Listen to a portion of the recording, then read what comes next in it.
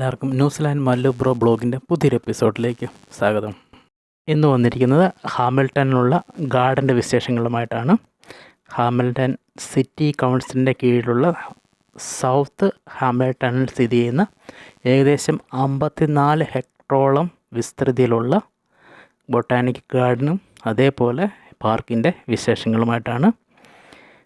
ഇത് പാർക്ക് സ്ഥിതി ചെയ്യുന്നത് വൈക്കട്ടോ റിവറിൻ്റെ സൈഡിലാണ്.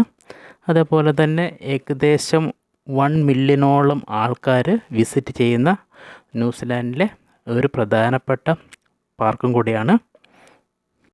ഈ park based on 28 different gardens ഉണ്ട്.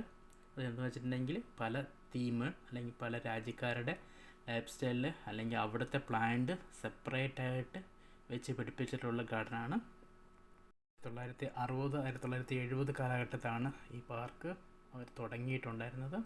പക്ഷേ 2000 ആയപ്പോഴത്തേക്കും അത് ഏകദേശം അതിൻ്റെ പൂർണ്ണതയിലെത്തിയിട്ടുണ്ട്.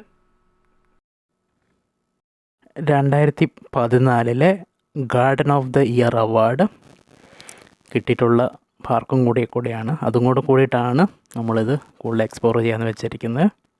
ഗാർഡനകത്ത് ഫ്ലവേഴ്സ് മാത്രമല്ല, അതേപോലെ പ്ലാന്റ്സ് ഉണ്ട്. ബൊട്ടാണിക്കൽ ഗാർഡനായിട്ടുള്ള പ്ലാന്റ്സുകളുണ്ട്. അതേപോലെ ഫ്രൂട്ട്സിൻ്റെ എല്ലാ സാധനങ്ങളും തന്നെ ഇവിടെ തന്നെ ഉണ്ട്. ആപ്പിളൊക്കെ ആണെങ്കിൽ പല തരത്തിലുള്ള ആപ്പിളിൻ്റെ മരങ്ങൾ, അതേപോലെ മുന്തിരി, ആപ്രിക്കോട്ട്, അതേപോലെ പേരയ്ക്ക എന്ന് വേണ്ട ചാമ്പങ്ങ പല ടൈപ്പുള്ളത് നമ്മൾ കണ്ടിട്ടും ഉള്ളതും കണ്ടിട്ടില്ലാത്തതുമായിട്ടുള്ള ലോകത്തിൻ്റെ വിവിധ ഭാഗങ്ങളിലുള്ള മരങ്ങൾ ഇതിനകത്തുണ്ട്.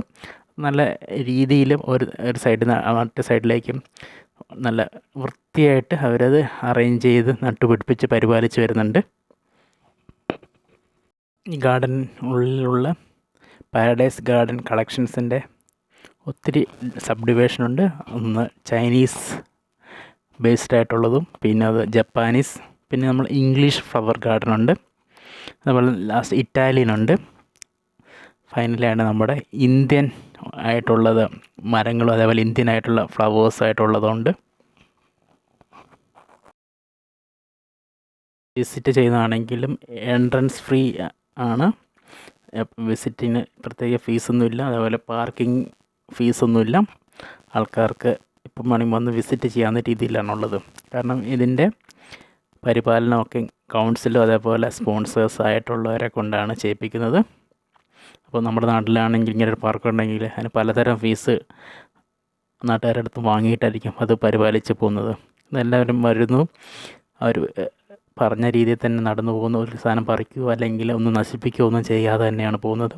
അപ്പോൾ വരുന്നു, കണ്ടിട്ട് അടുത്ത വിസിറ്റേഴ്സിനും കൂടെ കാണാവുന്ന രീതിയിൽ ആയിട്ടാണ് പോകുന്നത്. ആർക്കും ഫോട്ടോ എടുക്കുന്നുണ്ടെങ്കിൽ ആർക്കും ഡിസ്റ്റർബ് ചെയ്യാത്ത രീതിയിൽ ഫോട്ടോ എടുക്കുന്നു, അതിനപ്പുറത്തേക്ക് ഒന്നും പോകുന്നില്ല.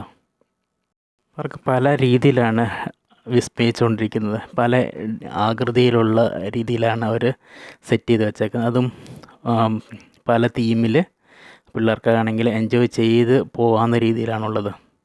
പലതിൻ്റെയും ഡെമ്മികളാണെങ്കിലും പലതിൻ്റെ മോഡലൊക്കെ ഉണ്ടാക്കി വെച്ചിട്ട് അതിൻ്റെ അടുത്തുനിന്ന് ഫോട്ടോ എടുക്കാനോ അല്ലെങ്കിൽ അതിനുള്ളിൽ കയറി നിൽക്കാനുള്ള രീതിയിലുള്ളതാണ്.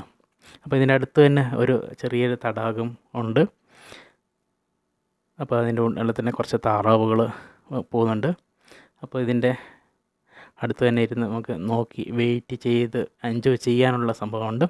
അപ്പോൾ പിള്ളേരാണെങ്കിൽ ഇവിടെ കിടന്ന് കുറച്ച് തുള്ളിക്കളിച്ച് കുറച്ച് എൻജോയ് ചെയ്തിട്ടാണ് നമ്മൾ തിരിച്ച് പോയത്. അപ്പം വീഡിയോ ഇഷ്ടമായിട്ടുണ്ടെങ്കിൽ ലൈക്ക് ചെയ്യാം, സബ്സ്ക്രൈബ് ചെയ്യാം. Thank you for watching.